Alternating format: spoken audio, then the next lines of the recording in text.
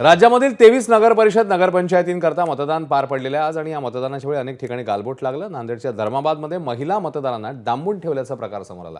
तर अंबरनाथमध्ये शिंदेंची शिवसेना आणि भाजप काँग्रेसमध्ये जोरदार राडा पाहायला मिळाला। यासोबतच गडिंग्लज, कोपरगाव, वाशीमध्ये राड्याच्या घटना घडल्या। तर दुसरीकडे राज्यभरातल्या 246 नगरपरिषद आणि 42 नगरपंचायतींसाठीची मतमोजणी ही उद्या सकाळी 10 वाजता सुरू होणार आहे। 288 नगराध्यक्षपदांच्या जागांवर उमेदवारांची प्रतिष्ठा पणाला लागली आहे। उद्याच्या निकालानंतर आगामी पालिका निवडणुकीची समीकरणं देखील ठरणार आहेत। त्यामुळे राजकीय पक्षांच्या पदाधिकाऱ्यांमध्ये उद्याच्या निकालाबद्दल उत्सुकता निर्माण झाली आहे।